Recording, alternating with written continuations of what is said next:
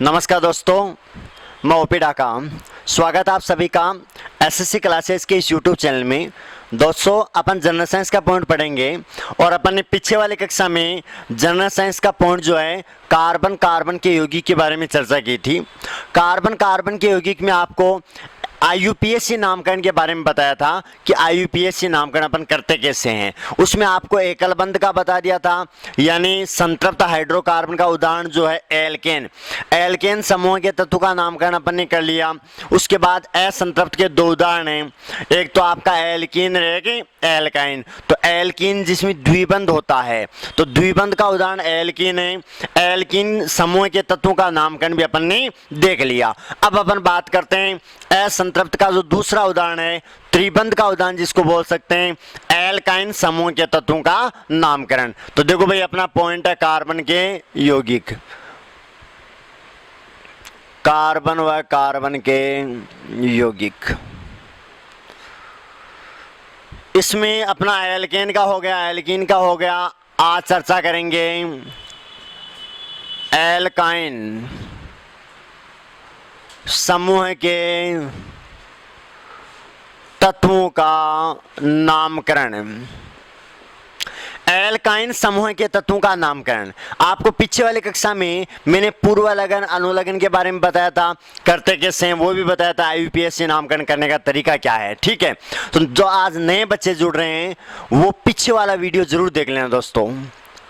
तो देखो, यहां आ जाएगी कार्बन की संख्या, यहां आ जाएगा इसका पूर्वलगन, और यहां आ जाएगा दोस्तों इसका अनुलगन, और यहां आ जाएगा इसका सामान्य सूत्र।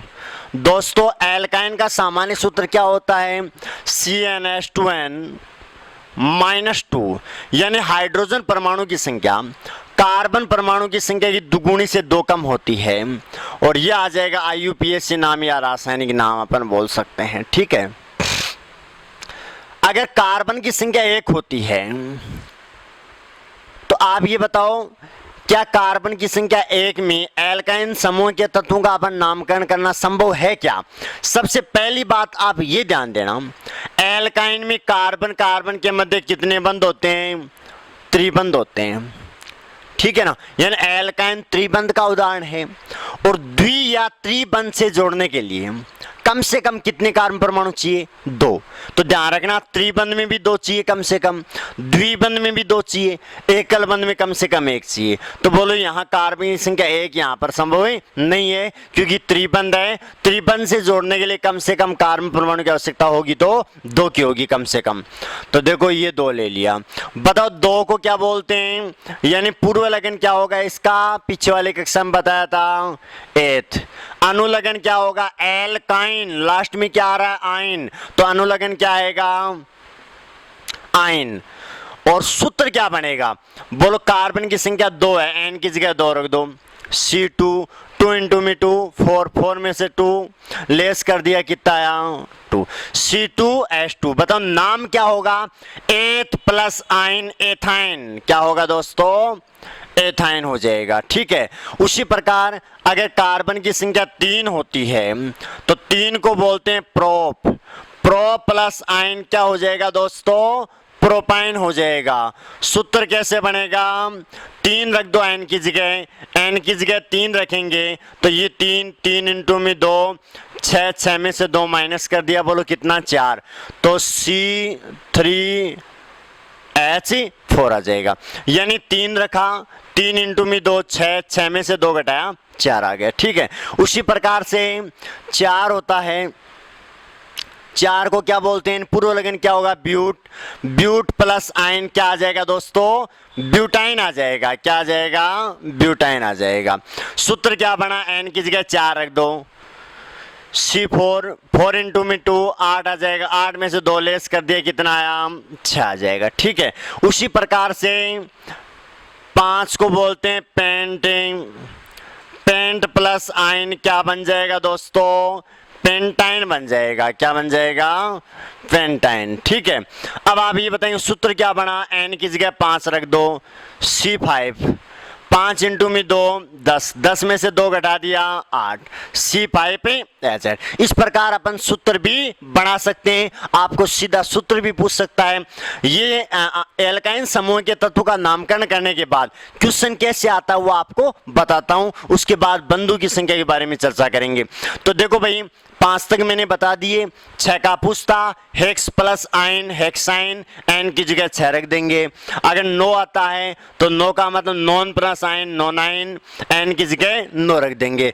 और 10 का कार्बन की संख्या 10 होती है, डेक प्लस आइन डेकाइन, एन की जगह 10 रख देना। क्लियर है ना दोस्तों, ये आ गया एल्काइन समूह के तत्वों का नामकरण आ गया। ठीक है, अब ध्यान देना भाई, अपन एक संरचना सूत्र देखते हैं ताकि नेक्स्ट टाइप में अपन चर्चा करेंगे बंधु की संख्या ज्ञात करना। तो बंधु की संख्या अपन कैसे ज्ञात करेंगे, उससे पहले आपको संरचना सूत्र का आना जरूरी है दोस्तों। मैंने यहां एग्जाम्पल ले लिया, मैंने हेक्साइन, क्या लिया, हेक्साइन, यानी हेक्स प्लस आइन हेक्साइन।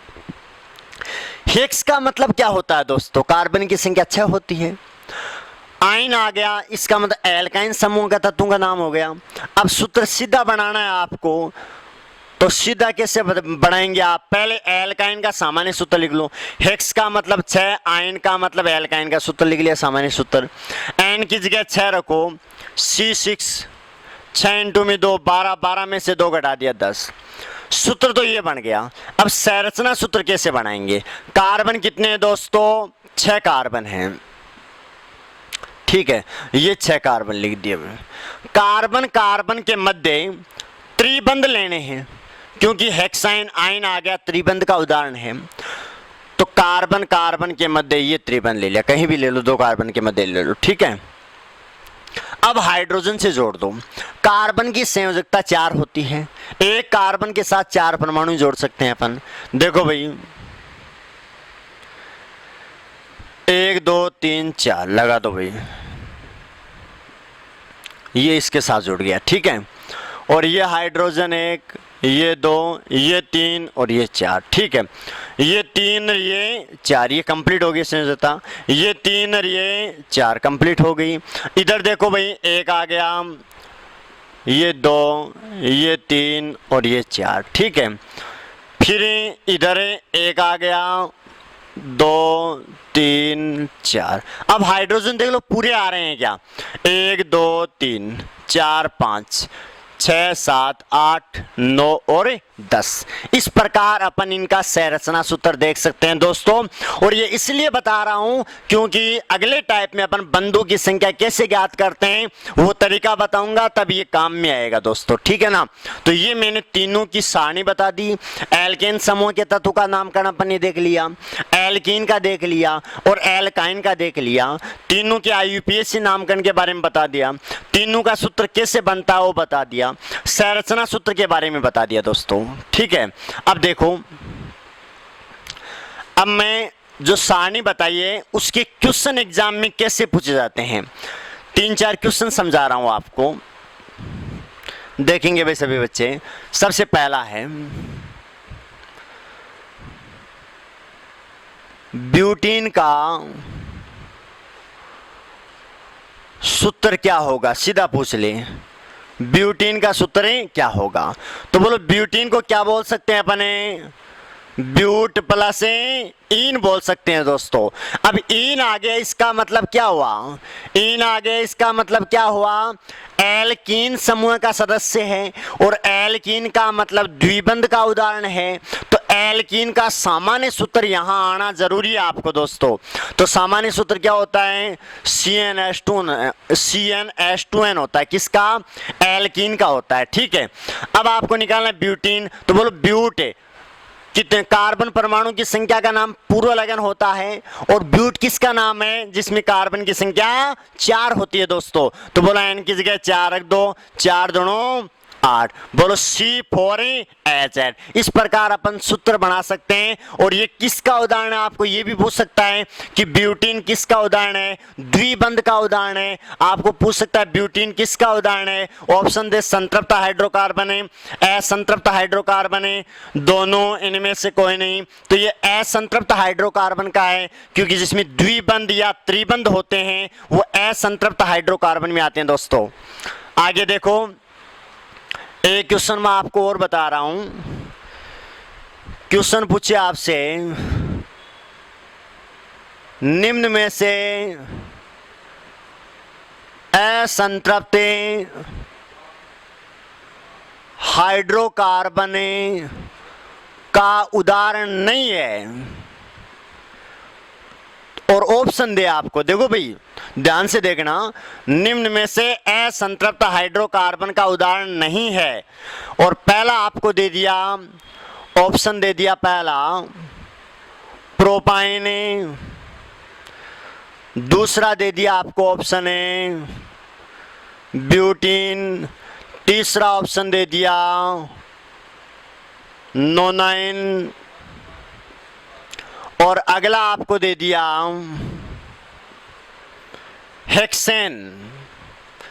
तो दोस्तों असंतृप्त में द्वि या त्रिबंध आते हैं, और द्विबंध आने का मतलब अनुलग्न क्या होगा, ईन होगा। त्रिबंध आने का मतलब आयन होगा। तो जिसके लास्ट में ईन या आयन आ गया ना, वो तो असंतृप्त के हैं, और एन आया है वो संतृप्त का है, क्योंकि एकल बंध में उदाहरण एल्केन आता है जिसका अनुलग्न एन होगा। तो देखो प्रोपाइन आपको पूछा असंतृप्त हाइड्रोकार्बन का उदाहरण नहीं है, ये पूछा है, नहीं है ये पूछा है क्वेश्चन में। तो प्रोपाइन बोलो लास्ट में क्या आ गया, आयन। इसका मतलब ये त्रिबंध का उदाहरण है। त्रिबंध किस में आता है, असंतृप्त में। ब्यूटीन बोलो ईन आ गया, ईन का मतलब द्विबंध का उदाहरण है, और द्विबंध किस में आता है, असंतृप्त में। नोनाइन बोलो आयन आ गया, आयन का मतलब त्रिबंध का उदाहरण है, दोस्तों किस में आता है, असंतृप्त में।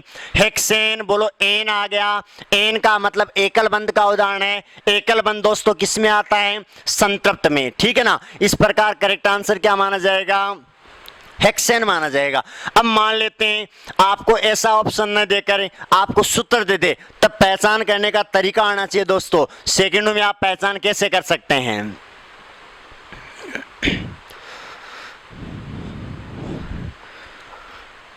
क्वेश्चन दे आपको, निम्न में से द्विबंध का उदाहरण है, निम्न में से द्विबंध का उदाहरण है। पहला ऑप्शन दे दिया C5H12, दूसरा ऑप्शन दे दिया C6H10 दे दिया, तीसरा ऑप्शन दे दिया C2H4, और चौथा ऑप्शन दे दिया दोस्तों C9H16। ठीक है। अब ध्यान देना भाई, द्विबंध का पूछा है। अब द्विबंध का सूत्र आपके माइंड में होना चाहिए। द्विबंध का सूत्र क्या बनता है बोलो, यानी द्विबंध का उदाहरण आपके पहले ध्यान में होना चाहिए, उसके बाद उसका सूत्र का पता होना चाहिए। द्विबंध का उदाहरण क्या बनता है दोस्तों, एल्कीन बनता है। बताओ एल्कीन का सूत्र क्या होगा, CnH2। बोलो यही होगा ना दोस्तों। इसका मतलब है हाइड्रोजन की संख्या कार्बन परमाणु की जहां दुगुनी आ जाए वही द्विबंध होगा। दोस्तों हाइड्रोजन परमाणु की संख्या जहां कार्बन परमाणु की संख्या की दुगुनी आ जाए वही क्या होगा, द्विबंध। बोलो 5 का दुगुना 10 नहीं आ रहा है ना, 6 का दुगुना 12 नहीं आ रहा है ना, 2 का दुगुना 4 बोलो आ रहा है क्या। इसका मतलब कौन सा द्विबंध का उदाहरण आया, C2H4। बोलो क्लियर है ना। इस प्रकार आपको ये पूछे कि भाई ये किसका है, ये किसका है, बोलो 5 का दुगुना 10, 10 में 2 जोड़ा, इसका मतलब ये बन गया CnH2n+2। बोलो ये बना है ना। तो बताओ किसका बना, ये एल्केन समूह का सदस्य है। इसका मतलब एकल बंध का उदाहरण है, और एकल बंध आता है एल्केन जिसका अनुलग्न एन होता है। 5 को पेंट बोलते हैं, पेंट प्लस एन पेंटेन हो जाएगा दोस्तों। पेंट प्लस एन क्या हो जाएगा, पेंटेन। तो बोलो ये पेंटेन का सूत्र बन गया। ये 6 6 का दुगुना 2 12, 12 में से 2 कम है, इसका मतलब दोस्तों ये किसका आया, यानी सूत्र क्या बना, CnH2n-2 ये आया है, जो कि त्रिबंध का उदाहरण है और एल्काइन समूह का सदस्य है दोस्तों। अब आप ये बताओ इसका नाम क्या होगा, 6 को बोलते हैं हेक्स, क्या बोलते हैं दोस्तों, हेक्स।